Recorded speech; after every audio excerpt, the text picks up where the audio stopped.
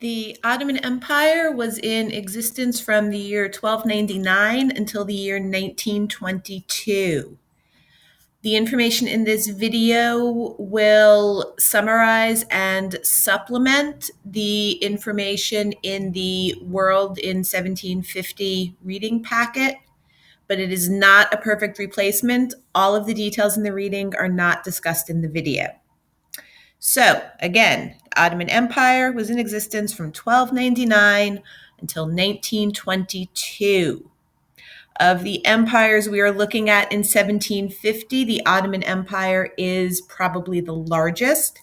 It touches 3 continents. You can see here the Ottoman Empire extends up into Europe,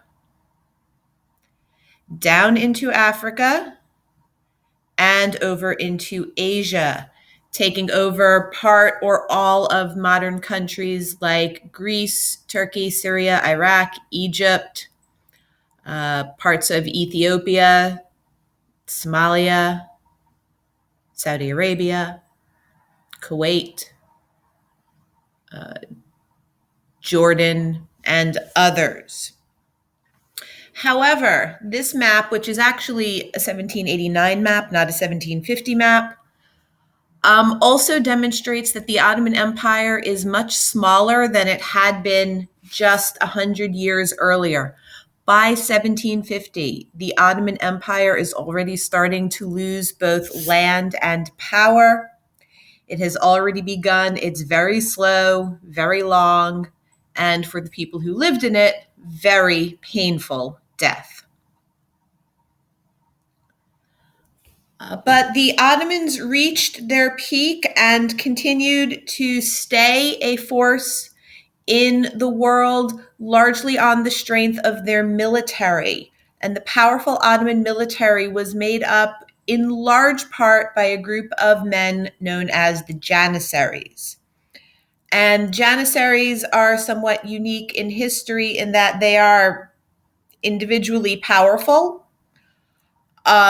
They could, depending on circumstances, become quite wealthy. They're also enslaved.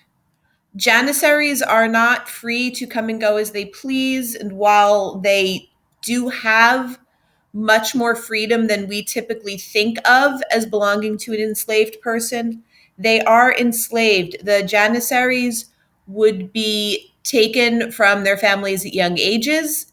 The Janissaries were only taken from Christian families.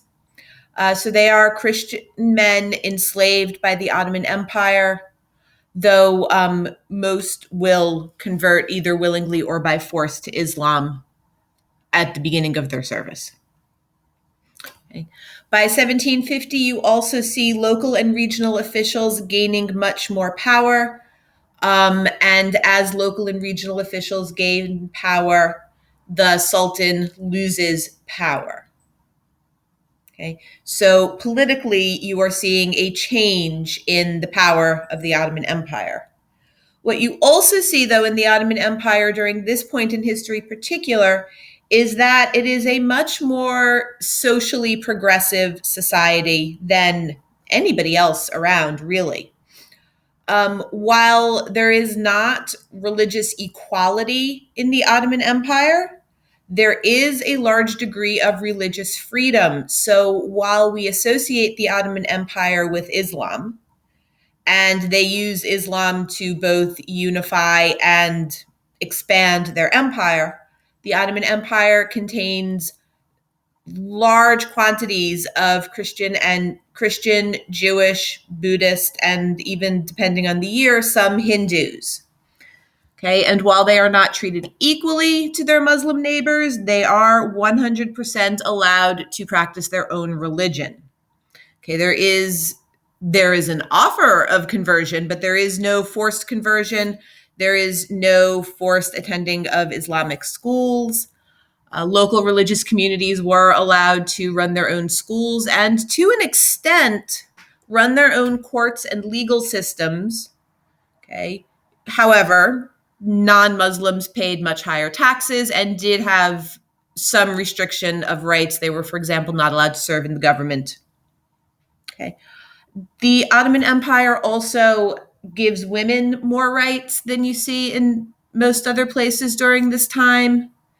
And the Ottoman Empire is one of the few places where there is social mobility, meaning you could, through your own work, move from lower social classes to upper social classes. So socially, the Ottoman Empire is a little different than you see throughout the rest of the world. Okay. We already discussed one political reason why the Ottoman Empire is weakening, shifting power away from the Sultan to the local and regional officials, and this has to do with several factors, including a run of bad sultans. But what really harms the Ottoman Empire are economic changes. So remember, the Ottoman Empire begins in 1299. So in the 13, 14, and really 1500s, these are the main trade routes in the world, the most important of which being this red line that begins in China and runs to, this black circle represents the Ottoman Empire at its largest. Okay, and this is the Silk Road. Okay, and the Silk Road is the main route for getting any goods from Asia to Europe. And the Ottoman Empire controls Europe's access to those goods. And even if you are coming across what are known as the Indian Ocean trade routes, these blue water lines, the Ottoman Empire still controls what goods get to Europe. So the Ottoman Empire was able to grow wealthy and powerful by essentially controlling Europe's access to all of the goods they wanted from Asia, and to a lesser extent, controlling Asia's access to European goods, but there wasn't much in Europe that Asia was looking for. Starting in the 1600s, you see very different trade routes. Now, this is hardly all trade routes, but it shows you that most trade, at least European trade, has moved to water, and that the Europeans are now perfectly capable of sailing around Africa and cutting out the Ottoman Empire and reaching India and China independently. And part of the motivation Europe had for doing that was to cut trade with Muslim empires. Europe was experiencing heightened periods of anti-Muslim feeling during the 15 and 1600s, and were anxious to cut them out of the trade. And they were able to do that through a mixture of increasing technologies, better sailing capabilities, and honestly just taking places over, which hopefully you're picking up from the other readings, that in 1750, European countries are slowly on the march taking things over. So we see again, like Japan, economic influence of Europe bringing changes to the Ottoman Empire.